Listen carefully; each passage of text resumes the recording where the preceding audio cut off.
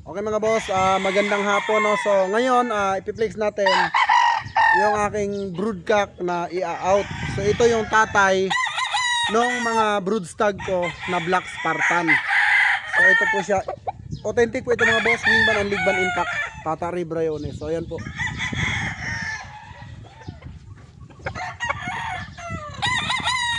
Original po ito mga boss. So ito lang ay kung meron lang willing na magkaroon ng original ng Black Spartan, no? So mahal po ang bili ko nito, pero dahil used broodcock ko na po ito, so babawasan naman natin yung price, no? Depende naman sa usapan natin. So mahal po talaga ang Tata Ray Briones, lalo pagka materials. So ngayon mga boss, chance nyo na ito na magkaroon ito. Ito po yung ginagamit kong broodcock sa lahat po ng Spartan ko dito. Ito po ay 2 taon na mga boss. Okay, 2 taon na pero mukha siyang stag. Pero 2 taon na po yan. Medium to high station lang tayo kasi yun lang talaga yung gusto ko sa isang brood stag, ang medium to high station. So this coming breeding season, pwede niyo siyang gamitin, no? Papakita ko sa inyo yung anak nito mga boss, the clear copy. So original po ito, pure Black Spartan po ito mga boss, wingban and ligban intact, no? Ito po yung nabili ko sa Expo. Ayan, napakagaling nito, super ito. Pero dahil ito ay marami ng anak, nakakuha na ako ng mga anak at bumili na rin ako ng bagong Black Spartan na authentic. So bumili na ulit ako para ngayong breeding season. So ito naman ay i-share ko sa inyo kung magkakasundo tayo sa price, okay? Ayan o, ganda niya, no? Okay, so ito po ay hindi po ito sa pilitan. Ito po ay ano ko lamang, no? Offer ko lamang dun sa mga gusto talaga magkaroon ng original, lalong-lalo na kung kayo ay nasa selling, nasa pagbebenta, no? So kailangan nyo talaga ito pagdating ng araw, no? So kailangan nyo po talaga ng authentic, syempre para tumaas din yung marketing nyo, no? At syempre para talaga yung bloodline ng manok nyo ay pwede nyong pasukan dito, kasi ito naman talaga yung original ko na Black Spartan. So ito po yung original na ginagamit ko. Andito po yung mga anak nito. Marami na po itong anak at ipapakita ko sa inyo yung anak nito. So naka-intact pa rin ang Black Spartan. Ayan, wingban at saka ligban intact, no? So alam ko ang makakuha nito, mga buyers ko lang din na solid. So bossing, ito po ay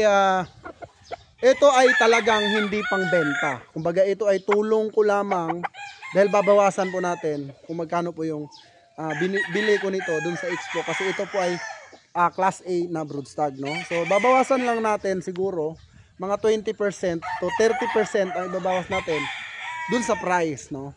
Pero kung hindi nyo pa kaya, pwede kayo sa anak. Pero kung kayo ay magbebenta ng manok, no? So lamang talaga kung meron kayong authentics, no?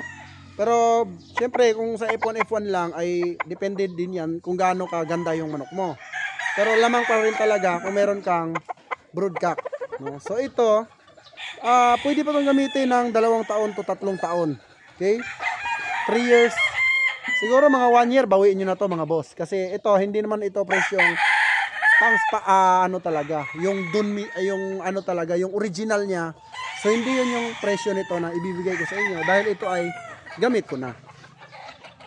So ito po yung ama ng mga Spartan ko dito. Napakalakas po nito mamalo mga boss. Super po ito.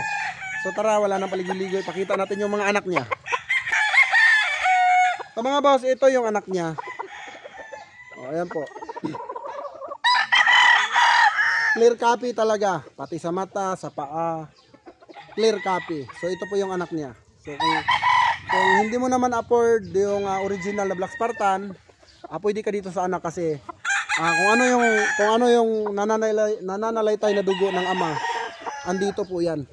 So clear copy po mga boss, no? So kung ano yung ama, ganon din yung anak. Pero kung ikaw ay yun nga, sabi ko, ikaw ay magbebenta balang araw, So mas lamang ka kung meron kang original, no? Kaya yan ay tulong ko lang sa inyo para naman hindi lumayo yung bloodline ng Spartan pagka nag-i-infuse kayo. So yan, yan lang ay ano lang naman yan mga boss, sa totoo lang, kung talagang ikaw ay may pangarap na magkaroon ng magandang linyada. Basic lang yan eh. Kasi gaya nga na sinabi ko, yung pera pag nilagay mo sa bulsa mo, uminom ka, mag good time ka, kinabukasan wala na yan. Pero pag yan ininvest mo sa manok, marami na alam ko maraming magsasabi sa inyo puro ka manok. Pero pagdating ng araw, manok din yung sasalba sa inyo. Lalong-lalo na kung wala kayong ibang kung wala kayong mga retirement, kung wala kayong aasahan pagtanda nyo. So, yung manok ang magsisave sa inyo. Compare nyo naman kung mag-good time kayo, isang gabi lang wala na yung pera nyo. So, ganun lang po yon. Kaya pag bumibili, yung mga mahilig bumili ng magagandang manok, samahan nyo lang ng negosyo, isasalba kayo niyan balang araw. So, ito lang muna ating video mga boss. Pakita ko lang sa inyo. Magpiplex pa tayo ng isa pa na anak nito. Ayan ayan siya Balansyado yan mga boss. Ako pumili yan. Binitaw ko yan sa Expo bago ko binili. So tara, pakita pa tayo ng isa pang anak ng Spartan Black. So ito mga boss, yung anak din niya. Ayan po. Ito medyo dark. Pero pagka naglugon ito, magiging parang to eh. Para siyang pungkan, pero itim yung mata. Tingnan mo yung mata. Tignan nyo naman yung anak mga boss. Like father, like son talaga pag street breed. So, sa anak naman, wala po talaga tayong masasabi. Napakaganda po talaga. Siya ay 2 years old na. Napakaganda naman. Nare-release niyang anak. Naglalabas pa siya mga boss ng straight comb na itim ang mukha. At ito pa, kung gusto nyo naman na boss, baka pwedeng humirit sa original mo na inahin ng Spartan Black, yung use hen mo. Pagbibigyan kita idol, pero pag nagkasundo tayo kasi ang authentic ko talaga ay hindi talaga pang benta. So ito ay ano lang ba, kumbaga tulong ko lang sa mga hindi kayang pumunta sa Expo dahil busy sa trabaho. So yun tulong ko lang din sa inyo, no? So yan po hindi sa pilitan at lalong-lalo na hindi po yan pinapasagad sa tawad kasi yan po ay broodcock ko at malapit na po ang breeding season. So yun lang mga boss, no? And ayun, PM agad. At saka yung binlog natin pala nung nakaraan ay sold out na po lahat. Alright?